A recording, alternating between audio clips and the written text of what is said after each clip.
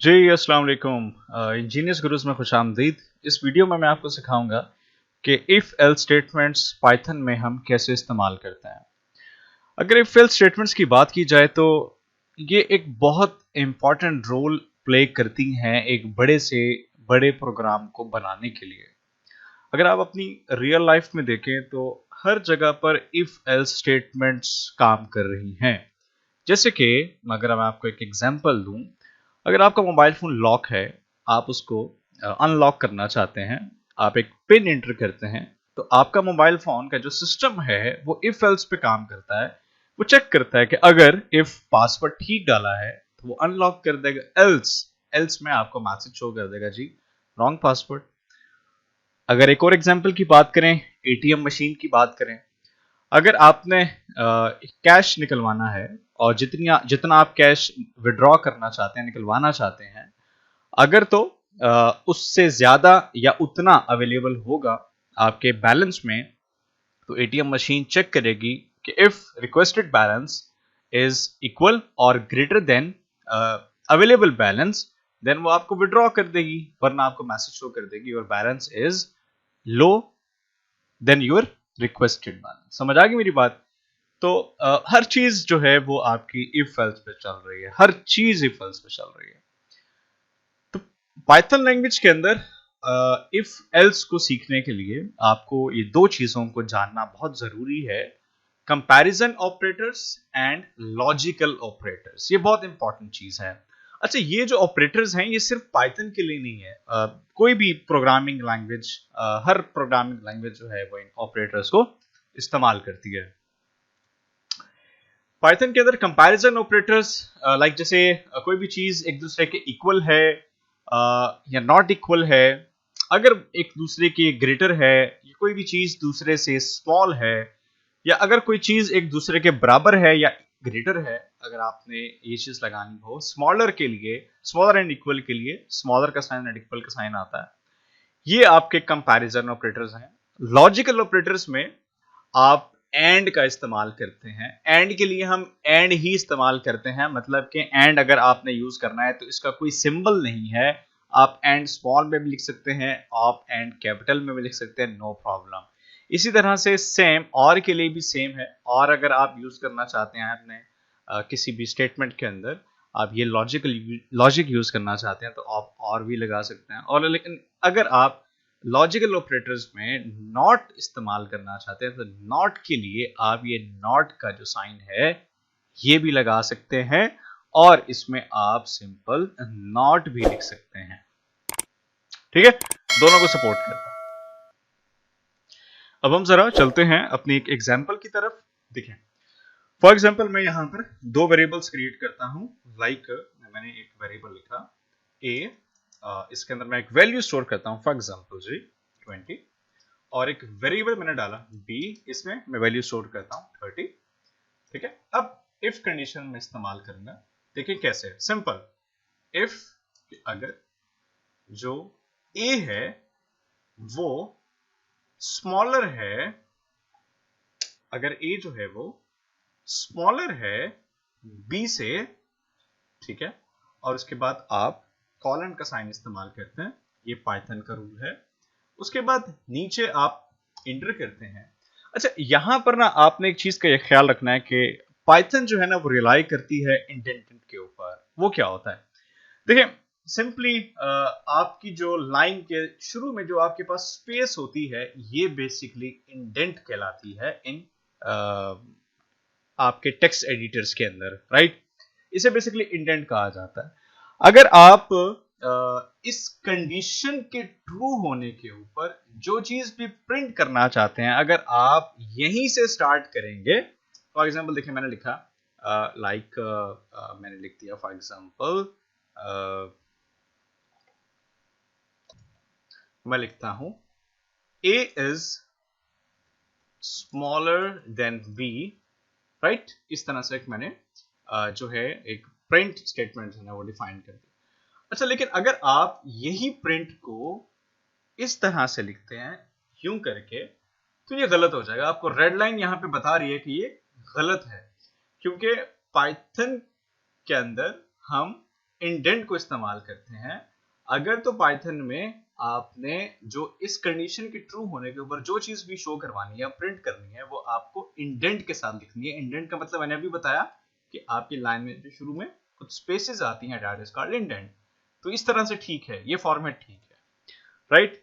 अच्छा, इसी तरह से अगर आप कहते हैं कि जी मैं चाहता हूं कि यहाँ पर एल्स शो करना, तो एल्स में आप सिंपली यहाँ पे मेंशन कर दें कि जी print A is greater than B, right. देखें, अब हम इसको ट्राई करते हैं, रन करते हैं। लुक एट हियर, आपको मैसेज शो कर रहा है A is smaller than B, क्योंकि A की वैल्यू 20 है और B की जो वैल्यू है वो 30 है। तो आपकी ये कंडीशन ट्रू हुई है, तो दैट्स व्हाई पाइथन के इंटरप्रेटर ने इसको जो है वो शो कर दिया और इस वैल्यू को इग्नोर कर दिया, आपकी इस कंडीशन को इग्नोर कर दिया, राइट। इसी तरह देखिए, अगर मैं फॉर एग्जांपल A की वैल्यू बड़ी कर देता हूं 30 से, मैं इसको 35 कर देता हूं और B की वैल्यू 30 है, तो इस वक्त जो है A की वैल्यू बड़ी है और B की वैल्यू छोटी है।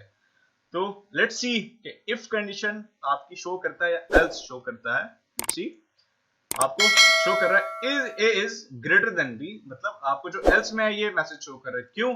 क्योंकि ये कंडीशन आपकी फॉल्स हो गई। कंडीशन क्या थी कि अगर A छोटा है B से, लेकिन A छोटा नहीं है B से, A 35 है और B 30 है, तो A कैपिटल है और B आपको स्मॉलर है, तो दैट्स व्हाई अब आपको एल्स का मैसेज शो करेगा। तो मतलब पाइथन का जो इफ एल्स लिखने का जो सिंटेक्स है वो आपके सामने है कि इसके अंदर आप अपनी कंडीशन डिफाइन करते हैं बगैर किसी ब्रैकेट्स के, और उसके बाद फिर आप मैसेज शो करने के लिए आप कॉलन का साइन इस्तेमाल करते हैं और फिर अगली लाइन के ऊपर इंडेंट के साथ आप उसका जो भी प्रिंट है, जो भी चीज आपको उस कंडीशन के ट्रू होने के ऊपर एग्जीक्यूट करनी है, वो आपको इंडेंट के लिए इंडेंट के बाद इस्तेमाल करनी होती है। इंडेंट का मतलब एक दफा फिर बता देता हूँ कि जो आपको शुरू में स्पेस मिलती है लाइन के शुरू में, ये आपकी इंडेंट है। देखिए, अगर सपोज करें मैं अगर इसको इस तरह से रखता हूं और मैं इसको अगर प्रिंट करता हूं तो ये आपका गलत हो जाएगा और आपको ये एरर मैसेज शो करेगा, expected an indented block after if. क्या ये आपको ये एक्सपेक्ट कर रहा था कि यहाँ पे देखिए आपको मैसेज भी शो कर रहा है इंडेंटेशन एरर, कि आप इंडेंटेशन जो है वो डालना भूल गए हैं। तो यहाँ पर आपको इस तरह से टैब का बटन प्रेस करेंगे तो ये खुद ब खुद जो है वो एक इंडेंट ऐड कर देगा, राइट। अच्छा, आगे बढ़ते हैं और देखते हैं एक एग्जांपल कंपैरिजन ऑपरेटर की। देखिए, एक वेरिएबल या एज, और इसमें मैं लिखता हूं जैसे कि फॉर एग्जांपल ले लें लाइक 10 कंडीशन इफ कि अगर एज जो है वो ग्रेटर है एंड इक्वल है 1 के, एंड अगर एज जो है वो लेस है और इक्वल है फॉर एग्जाम्पल 12 के, लाइक, तो फिर क्या करो, तो फिर प्रिंट कर दो यू आर अ चाइल्ड। ठीक है, इसके अंदर देखें, इसके अंदर मैं कंपैरिजन ऑपरेटर को भी इस्तेमाल कर रहा हूं और इसके अंदर मैं लॉजिकल ऑपरेटर को भी इस्तेमाल कर रहा हूं। कंपैरिजन ऑपरेटर्स ये वाले और लॉजिकल ऑपरेटर्स जैसे कि मैं एंड का इस्तेमाल कर रहा हूं। पीएचपी के अंदर हम एंड के लिए हम डबल एम्फर साइन इस्तेमाल किया करते थे, लेकिन पाइथन के अंदर आप सिंपली एंड का ही इस्तेमाल करेंगे, एंड ही लिखेंगे डायरेक्टली। ठीक है, राइट।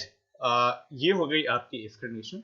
अच्छा, अब अगर हम सपोज करें लाइक अगर हमें इसमें एल्स इफ लगानी हो, ठीक है, तो पाइथन के अंदर बेसिकली एल्स इफ को एलिफ कहा जाता है, मतलब ये आपकी एल्स इफ ही है, मतलब एक और कंडीशन।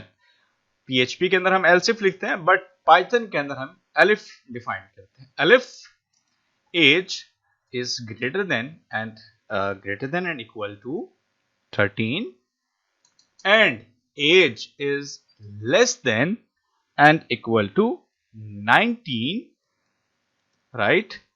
तो फिर प्रिंट कर दिया जाए you are a teenager, right? Simple. That's it. इसको ट्राई करते हैं.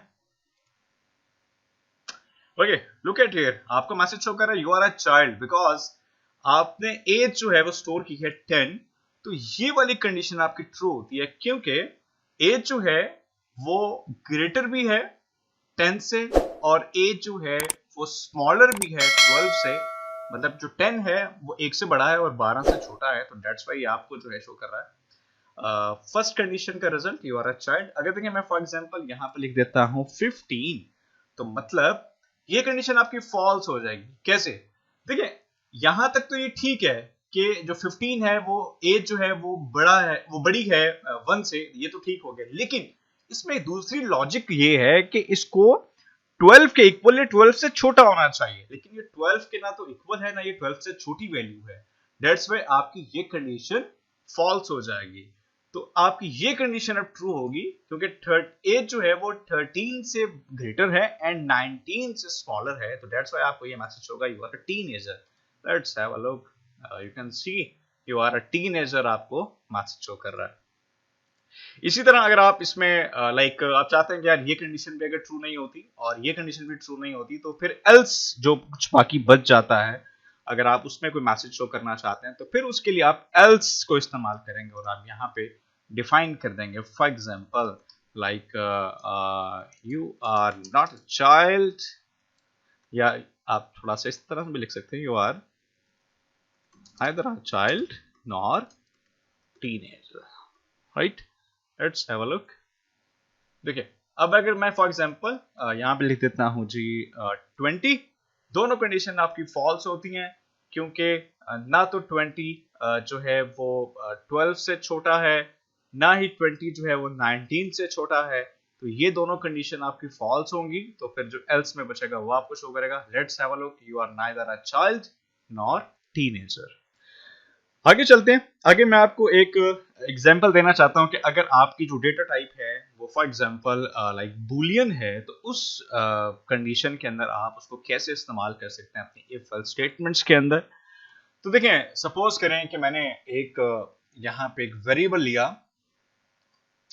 फॉर एग्जांपल इस वीकेंड.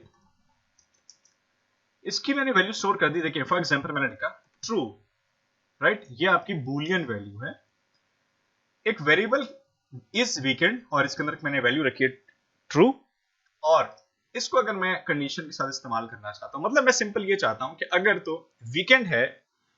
वीकेंड है तो मैसेज शो होना चाहिए लाइक एंजॉय योर वीकेंड. अगर वीकेंड नहीं है तो मैसेज शो होना चाहिए गो टू द वर्क. तो देखें मैं आप लिखता हूं कि इफ अगर ये जो इस वीकेंड है ये ट्रू होता है, ठीक है, सिंपल, तो फिर आपको मैसेज शो करना है एंजॉय योर वीकेंड, या हम सिंपल लिख लेते हैं एंजॉय योर हॉलीडेज, राइट? और एल्स कि अगर तो वीकेंड नहीं है, वीकेंड ट्रू नहीं है, तो फिर आपको मैसेज शो हो जाए go to the work. Perfect. हम इसको प्रिंट करते हैं, देखते हैं क्या होता है. Look at here. आपको मैसेज शो हो रहा है एंजॉय योर हॉलीडेज क्योंकि वीकेंड की जो इस वीकेंड की जो वैल्यू है वो ट्रू है. तो ये कंडीशन आपकी ट्रू हो रही है और आपको ये मैसेज शो कर रहा है. देखिए अगर सपोज करें मैं यहां पर इसको फॉल्स कर देता हूं, तो अब आपकी ये कंडीशन फॉल्स हो जाएगी. तो फिर जो एल्स में बचेगा वो आपको शो हो जाएगा. Let's have a look. ये देखें गो टू द वर्क. तो इस तरह से आप बुलियन को इस्तेमाल कर सकते हैं. बट मेक श्योर जब आप बुलियन की वैल्यू डिफाइन करेंगे तो आपने इसका फर्स्ट कैरेक्टर जो है वो कैपिटल लिखना है. फॉल्स का एफ स्मॉल कर दिया तो ये आपका गलत हो जाएगा. ट्रू का आपने अगर टी स्मॉल कर दिया तो ये भी गलत हो जाएगा. तो मेक श्योर के बुलियन वैल्यूज का फर्स्ट कैरेक्टर आपको हमेशा बड़ा डिफाइन करना होगा. चलो जी, अब एक एक्सरसाइज आपकी स्क्रीन के ऊपर जो है वो शो हो रही है. इसमें आपको सिर्फ ये करना है कि चेक करना है कि अगर जो जॉन है वो एक वेब डेवलपर है तो आपने उसे अपनी एक वेबसाइट बनाने के लिए कहना है और अगर तो वो वेब डेवलपर नहीं है, उसका प्रोफेशन जो है वो वेब डेवलपर नहीं है, तो आपने उससे पूछना है, उसको कहना है कि यार मुझे जो है एक हेल्प कर दे एक अच्छा वेब डेवलपर ढूंढने के लिए। वीडियो को पॉज करें, इसको खुद से ट्राई करें करने की, और उसके बाद वापस आएं, फिर मैं आपको इसका सोल्यूशन बताता हूं। राइट, दो वेरिएबल्स लेते हैं। एक में हमने लिखा नेम, वैल्यू मैंने स्टोर की जॉन, राइट, सॉरी, इसका एक वेरिएबल लिया, suppose is web developer, right. इसको थोड़ा सा मजीद हम बेहतर कर सकते हैं, इज वेब डेवलपर हमने लिख दिया फॉर एग्जांपल ट्रू। ओके, अब हम इफ कंडीशन डिफाइन करते हैं कि अगर is web developer is true, अगर जॉन जो है वेब डेवलपर है, तो प्रिंट कर दिया जाए कि name concatenation sign, please make a website for me, right? Let's have a look. Message show कर रहा है, John please make a website for me. यहाँ पे एक स्पेस आपको चाहिए, आप एक स्पेस इस तरह से यहाँ पे डिफाइन कर सकते हैं ताकि वेरिएबल में और यहाँ पे स्पेस आ जाए, John please make a website for me. अच्छा, अगर मैं कहता हूँ कि यार एल्स कि अगर ये ट्रू नहीं है, John is not a web developer, तो फिर आपको मैसेज शो कर दे name, sorry, help me to find a web developer. ठीक है, तो अगर मैं इसको यहां से फॉल्स कर देता हूं, तो अब आपको ये मैसेज शो करेगा, John help me to find a web developer. तो ये थी आपकी एक्सरसाइज का सोल्यूशन। इसकी मजीद मैक्सिमम प्रैक्टिस करते रहिएगा।